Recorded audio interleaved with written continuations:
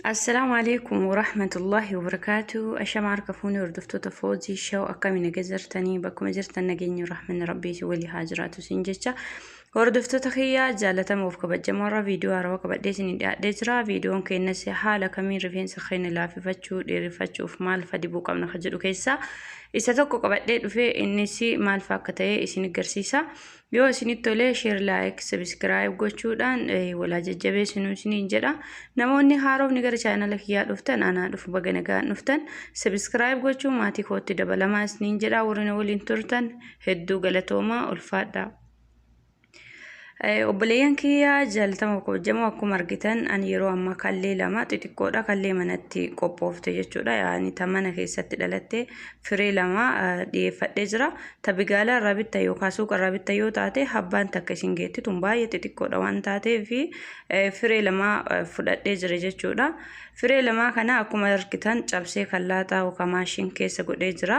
Itti aansee ammoo zabaadii urgoo isa jedhamu san habbaa tokko qopheeffadheera. Isi hoofeeta walakkaa isaallee godhachuu dandeetta haala rifeensa keessaniitiin. Ana walakkaa isii rifeensa kiyya wannaan geettu waan ta'eef tokko guutumatti fixee jechuudha. Xiqqishuma wayii irraa hambise malee gara caaluttuma fixee jechuudha. Namni mataa rifeensa keessa haphii ta'e milaagaa lamatti godhachuu dandeettu haala rifeensa keessaniitiin jechuudha. Akkuma argitan maashinii keessatti zabaadiif kallee gabbuusee jira. Itti aansee ammoo manuweezii isa jedhamu sanii kan shoormaa akkasuma ammoo wantoota garagaraatti godhanii nyaatan kana jechuudha. Isinitti ni mul'ata jedhee yaada. Xiqqishuu sirriitti isin mul'ata uumaa miti. Manuweezii namni hin beekne hin jiru. Yeroo nyaata garagaraa gootan shoormaa akkasuma ta'ee nyaata garagaraa isa mi'eessu san jechuudha. Isallee itti godha. Ani isa milaagaa lama yookaan maankaa lama itti godhadhe jechuudha. Akkuma argitan tokko itti godhee jira. Lammaffaallee itti dabaladha jechuudha. Manuweeziin kun baay'ee bareedaadha. Hedduu namatti tola. Rifeensa lalaafisuu keessatti yooma fayyadamuu eegale haguma fayyadamuu eegale sani rifeensi kee kan duraan sirriitti caccabu caccabiinsa irraa lashedhee jira jechuudha.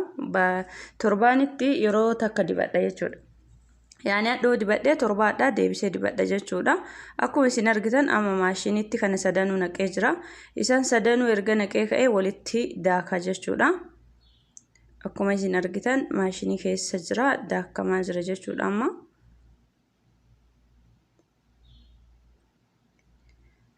Obboleeyyan kiyyaa jaalatamoo kabajamoo amma daakee geessa jira wal nyaatee jira jechuudha. Harkaan illee namni isin mijate maankaadhaan walitti sirriitti dhahuu dandeettu. Ana garuu maashiniitti sirriitti wal keessa seena waan ta'eef natti tolee jira. Inni kuni amma wanti biraa kan itti daballu Neskaafeedha. Neskaafee wanti nu gargaaruuf tokkoffaa rifeensa keessan bifallee hin bareechisa. Lammaffaa ammoo kalleen kun fooliidha. Yeroo amma akkana waliddaatti kaatee akkanaan dibatte foolii isaa haga isaa takkaatti rifeensa kee keessa tursiiftu si'uu isi jibbisiise nama biraa dhiisii jechuudha. Maankaa xiqqaa Neskaafeetti godhadha jechuudha. Neskaafee ani yeroo kana wanti itti fayyadameef irra caalaan akka fooliin kalleedhaan natti hin dhoofneef namni funyaanii faasasiyaa qabu foolii garagaraa hin danda'u waan ta'eef anasasiyaa qaba waan ta'eef foolii kallee akka natti hin dhoofneef Neskaafeetti godhee ammallee irra deebi'ee maashiniitti daakaa jira jechuudha. Erga sanii maashiniitti daakee erga ka'ee akkuma argitan deebee isaanii xiqqoo wayii dhiyeeffadha jechuudha.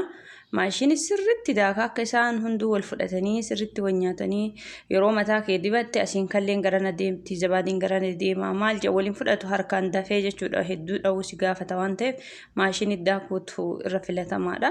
Akkuma isin argitan amma Neskaafeen bifa isaa jijjiiree jira. Fooliillee akkanuma jijjiire jechuudha. Waan takka rakkoo hin qabu. Isa kurree irratti lafeessi itti xuruurataa jira. Maaliif rifeensi kiyyaa xiqqoo jabaadha uumaan jedhu baay'ee yabbaa bira taraasanii illee miti haphii illee miti jiddu galeessa waan ta'eef haala rifeensa kiyyaa waan beekuuf waan nagahutti godhadhe. Namni sirriitti rifeensa guddaa qabdan manuweezii maankaa 4 itti godhuu dandeettu zabaadii tokko guutuu itti godhuu dandeettu haala saniini akkuma isin argitan itti fayyadamuu dandeettu jechuudha. Haaluma rifeensa keessaniitiin namni rifeensa haphii marraa qabdanis maankaa takka walakkaa maankaa sadii haala taasisuun ammoo murteessaa rifeensa keessanii namni hunduu ka ofii beeka malee kan namaa hin beeku. Haala kanaan amma saanii firaatti fidadhee naqadhee jira dibachuuf deemaa jechuudha. foolii takka hin qabu. Foolii akka yeroo kallee fi zabaadii manuweejii qofa walitti daattee bira deemtee dibattu sanii miti. Foolii hin qabu jechuudha. Neskaafeen foolii wantoota garaagaraa yeroo rifeensa keessanii dibattan wantoota foolii dhahurraa foolii san dhoggee foolii neskaafee isinii kennuudhaaf akka isinitti ajoofneef isin gargaara.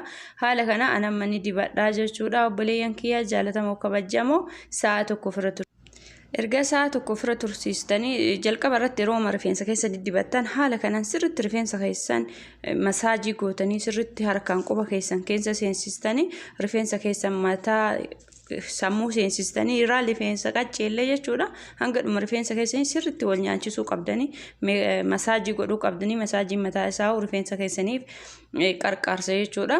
Sa'a tokko tursiistanii haala kanaan shaampoon ofirraa dhiqxanii yeroo dhiqxanii shaampoonlee harka keessaniin tokko masaajii gootanii kana fakkaata viidiyoon kiyya kanarraa hanga viidiyoo biraatti walitti deebinutti nagaan jiraadhaa. Yoo isinitti tole laayik, sabiskiraayib, sheer godhaa. Galatoomaa ulfaadhaa. Assalaamu alaykum.